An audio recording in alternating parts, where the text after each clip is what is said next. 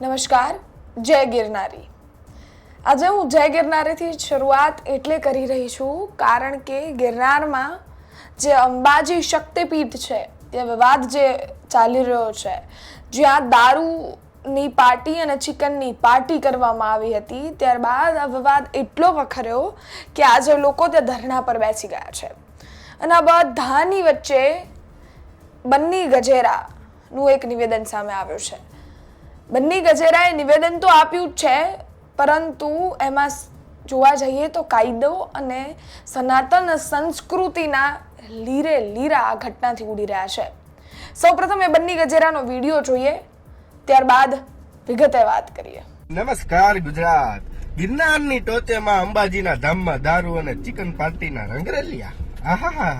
સરકારશ્રીને ભવનાથનો વહીવટ સોંપવામાં આવ્યો અંબાજી મંદિરના મહંતના એક્સપાયર થયા પછી, અને સરકારે પૂજારીઓની નિમણૂક કરી, જેમાંથી 11 જણા દારૂ અને ચિકન પાર્ટી કરતા પકડાયા. બરાબર. અને વ્યવસ્થિત રીતે ગાંધીના ગુજરાતની અંદર દારૂબંધીના લીરે લીરા તો ઉડાડ્યા, પ્લસ સનાતન ધર્મની આસ્થાના પણ લીરે લીરા ઉડાડી અને ચિકનના બટકા અને બટકા હે ને આમ ખાતા હતા. બરાબર. આની પહેલાના વિડીયોમાં મેં બોલતો હતો કે આ બનીડો તો કે સનાતન વિરોધી છે, કે આવું કે છે. આ લ્યો તમારી સામે પ્રૂફ આવ્યું, લ્યો. કીધું તું ને મેં, બનિયાના વોલ ઉપર વિડીયો ચડ્યો, તમારે ઇતિહાસ તપાસી લેવાનો. ભલે હું 2 જ વિડીયો મૂકું, પણ માતાની આ અડી જ જાય. બરાબર. તમે કહેતા હતા ને માતા માતા હુકમ કરો, એટલે અમે માતા માતા કરી છે ભાઈ, સમજી ગયા ને. અને થોડીક એ સ્પષ્ટતા કરી દઉં, મારે કરવાની ન હોય પણ તોય કરી દઉં. બહુ જણા કોમેન્ટો મારે છે અને 2-3 જણામાં પોસ્ટું જોઈ કે બન્ની ગજેરા કીર્તિ પટેલે ભવનાથના વિવાદની અંદર પૈસાનો વહીવટ કરી લીધો. કીર્તિ પટેલ તો સાઈડમાં, આપણે એની અરે કાંઈ નથી. બરાબર. હું મારી રીતે મેં વિડીયો મૂક્યા હતા, એને એની રીતે મૂક્યો હતો. તો વહીવટ કરી લીધો હોય તો આ વિડીયો મેં મૂકા હે. અને કઈ ગુજરાતમાં એવી સરકાર છે કે જે અમારા જેવા લુખાવને વહીવટ કરવા દે, અમને કોણ પૈસા દે? એટલે સનાતન ધર્મની વાત હોય ને ત્યારે વહીવટ ના હોય, સમજી ગયા ને મિત્રો? બરાબર. એટલે શાંત રહેજો, સતર્ક રહેજો. લાગશે વાર, આવશે મજા. એવું જરૂરી નથી કે વિડીયો મૂકવી ના જ એના તપેલા ચડે. એના માટે પોલીસ વાળા છે, આઈટી વિભાગ છે, ફૂડ વિભાગ છે, સરકાર છે, કોર્ટ છે, કચેરી છે. આવું બધું મેં તમને કીધું હતું, ખબર છે ને? ઓલા કાગળ બતાવતો ને પિટિશન ના, ઓલા બધા કહેતા હતા ખાલી કાગળિયા બતાવે. જા રૂજાન આવ્યા, રૂજાન.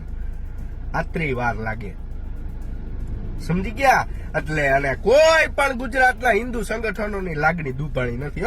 હા, મારા જેવા 230 જેવા સોશિયલ મીડિયા વાળા આવે ને, બસ એની જ લાગણી દુભાણી, બાકી કોઈ નહીં. કોઈને કઈ નંબર જ નહીં. કારણ કે ગુજરાતમાં ગેસ મળતો નથી અને ગેસ ગોતવામાં જનતા હે ને ભાગમદોડ કરે છે. એમાં ગિરનારમાં કોઈને રસ નથી.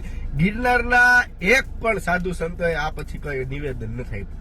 પદાધિકારીઓ કહું છું, બાકી તો જે સાચા છે એ તો આપે જ છે. એટલે તમારે જોવાનું છે કે શું કરવું. અમે તો 1-2 વિડીયો મૂકીને અમે તમને બતાવીને નીકળી જવા વાળા છીએ. અમે કોઈ સરકાર નથી કે અમે કોઈ એસએમડી નથી કે અમે કાર્યવાહી કરી. હા, બાકી સરકાર એમ કહી દે કે બન્યા 1 વર્ષ સુધી સૌરાષ્ટ્ર તમારું ઢાઈગલો કરી દઉં. ઢાઈગલો કેટલો ઢાઈગલો કરી દઉં. કોણ કાર્યવાહી કરવા વાળું? કોણે કરી કાર્યવાહી? કેટલી સજા પડી મને કહો તો ખરા. કાંઈ ના થાય મિત્રો. એના કરતા બેસ્ટ છે. જા બેસ્ટ વિડીયો જોવે ને, એની 7-8 પેઢીનો વિડીયો જોવે ને, એટલે ખબર પડે કે અમારા દાદા આવું કરતા, અમારા દાદા અંબાજી મંદિરે જઈને ચિકન પાર્ટી કરતા. એટલા માટે આ ઝુંબેશ ઉપાડી મિત્રો. આપણે સાંભળ્યો એ બન્ની ગજેરાનો વિડીયો, જેમાં બન્ની ગજેરાએ ગિરનારની ઘટનાને લઈને વાત કરી.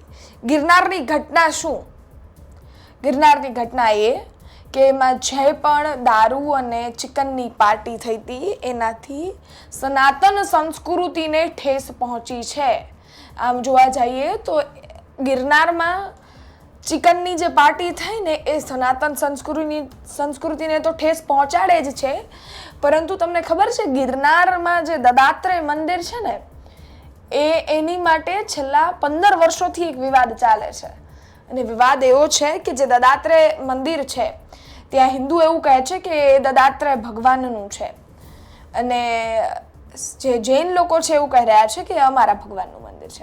આ વિવાદ 15 વર્ષથી ચાલી રહ્યો છે. ભગવાનને કોણ પૂજશે, પૂજા કરશે, એની માટે વિવાદ ચાલી રહ્યો છે. ને એવી જગ્યા જેનાથી અનેક લોકોની શ્રદ્ધા જોડાયેલી છે, જેનાથી અનેક લોકોનો કહેવાય કે ભાવનાઓ જોડાયેલી છે, એ જગ્યા પર આ રીતે ચિકનની ને દારૂની પાર્ટી થાય છે. ગુજરાતમાં તો દારૂબંધી છે, તો પણ ત્યાં દારૂ ક્યાંથી આવી ગયો તો ખબર નહીં, પણ આવી ગયો તો, અને અહીંયા પાર્ટી તો થઈ હતી.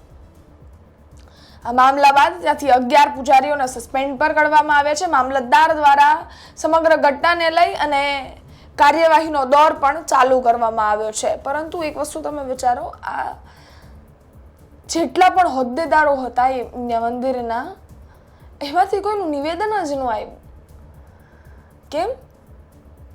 અહીંયા પૂજા કરે છે, અર્ચના કરે છે, એ લોકોના કેમ કોઈના નિવેદન જ ન સામે આવ્યા? એ પણ સવાલ છે. અને આ તો ઠીક, પછી આપણે એ પણ જોયું કે અહીંયાના પૂજારીઓ જે દાન પેટીમાં દાન આવે છે એ પણ ચોરે છે. આપણી જેવા, તમારી જેવા, મારી જેવા લોકો અહીંયા જઈને દાન આપે કે ભગવાન ના દાન પેટીમાં દાન કરે, કે જે પણ પુણ્યમાં કે જ્યાં પણ ઉપયોગ થવાનો હોય ત્યાં. પણ દાન તમને ખબર હે, દાન નથી થતું, એ તો ચોરી કરી જાય છે. એના સીસીટીવી પણ વાયરલ થયા હતા. એનો વિડીયો પણ આપણે જોયો હશે, અમારા ચેનલમાં ન જોયો હોય તો છે અવેલેબલ, જોઈ લેજો. આ બધાને લઈને બન્ની ગજેરાનું હાલ નિવેદન સામે આવ્યું છે, અને તેમને ફરી એકવાર સનાતન સંસ્કૃતિને જે રીતે ઠેસ પહોંચી છે તેને લઈને વાત કરી છે. સાથે જ કાયદાના જેટલા કાયદાના તો લીરે લીરા ઉડ્યા જ છે, પરંતુ સનાતન સંસ્કૃતિના લોકોની આસ્થાના, લોકોની ભાવનાના પણ લીરે લીરા ઉડ્યા છે. તેને લઈને તમારું શું માનવું છે કોમેન્ટમાં ચોક્કસથી જણાવજો. બન્ની ગજેરાના આ વિડીયોને લઈને તમારું શું માનવું છે કોમેન્ટ બોક્સમાં ચોક્કસથી જણાવજો. તમારા અભિપ્રાય અમારા સુધી ચોક્કસથી પહોંચાડજો. સાથે જ માહિતી વધારેમાં વધારે લાઈક શેર કરજો. લોકો જેટલા પણ ગિરનાર મંદિરથી જોડાયેલા છે એના ત્યાં સુધી આ માહિતી પહોંચાડજો. એ લોકોને આનાથી માહિતગાર કરજો. વધુમાં વધુ યુટ્યુબ પર જોઈ રહ્યા છો તો સબસ્ક્રાઈબ કરજો, ફેસબુક ઇન્સ્ટાગ્રામ પર જોઈ રહ્યા છો તો ફોલો કરજો. ફરી એકવાર મળીશું નવી માહિતી સાથે. ત્યાં સુધી રજા આપો.